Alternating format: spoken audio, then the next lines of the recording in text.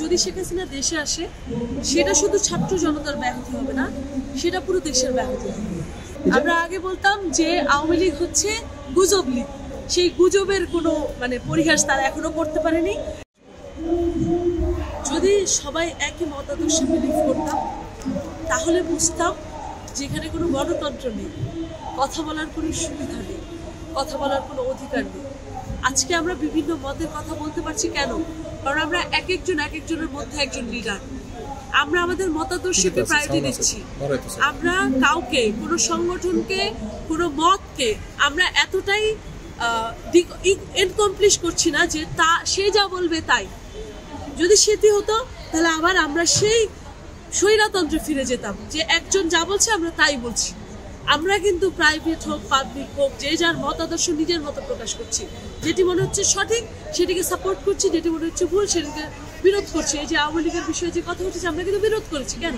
কারণ আমাদের এখন বাক স্বাধীনতা আছে। আমরা এখন বলবো, আমরা এখন নৈতিকতা ওইখান থেকে তৈরি করবো যে হ্যাঁ, যে যেখানে যতটুকু ডিজার্ভ করে সে ততটুকু পাবে। সো ওই জায়গা থেকে আমার মনে হয় যে এই মত ঐক্যটা জরুরি। মত অনৈক্য না থাকলে আপনি বুঝবেন না মানুষের মতাদর্শ কে কি চাচ্ছে, আপনি কারো কথা না শুনলে বুঝবেন না। এই বিভেদটা থাকা উচিত। যদি শেখ হাসিনা দেশে আসে সেটা শুধু ছাত্র জনতার ব্যাহতি হবে না, সেটা পুরো দেশের ব্যাহতি হবে। দেশ আজ এতদিন পরে আমরা সবাই জানি, মনে প্রাণে দেখি যে কিছু দোষর যারা ফেক আইডি বা সোশ্যাল মিডিয়াতে অপপ্রচার করে তারা কিন্তু নিজেদের পরিচয় দিতে দ্বিধাবোধ করে। তাদের যদি পরিচয় দেওয়ার ক্ষমতা থাকতো, তাদের যদি দেশে আসলেই মানুষের জনগণের সমর্থন থাকতো তাহলে তাদের পরিচয় গোপন করে এইসব বেহুদা পোস্ট দিতে হতো না। তারা রাজপথে নামতো, জনগণ তাদেরকে সাপোর্ট করতো। জনগণ আমাদেরকে করেছে না? আমরা তো ভাই কোনো দল মতের ছিলাম না। লাখো লাখো মানুষ রাস্তায় নেমেছে, আমাদের জন্য তো নামেনি, দেশের জন্য নেমেছে, কোনো মানুষের জন্য নামেনি। তাহলে তারা রাজপথে নামলে জনগণ নামবে। তারা যেহেতু রাজপথে নেমে জনগণ নামাতে পারছে না, তার মানে তারা ওই সোশ্যাল মিডিয়ায় ভাই একজন 20টাও ফেক আইডি ইউজ করতে পারে। 20টা ফেক আইডি ইউজ করে মানুষকে বিভ্রান্তি দিয়ে লাভ নেই। আমরা আগে বলতাম যে আওয়ামী লীগ হচ্ছে গুজব লীগ, সেই গুজবের কোনো পরিহাস তারা এখনো করতে পারেনি।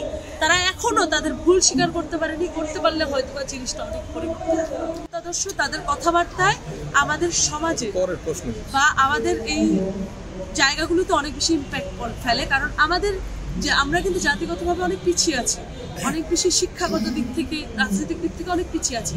সো আমাদের যে বড় দলগুলো তাদের মতাদর্শ যদি স্ট্রং হয় যে না, আমরা দেশ সংস্কার, ক্ষমতা আমাদের প্রয়োজন, আমাদের দেশ সংস্কার প্রয়োজন, ক্ষমতায় তারা এভাবেই যেতে পারে।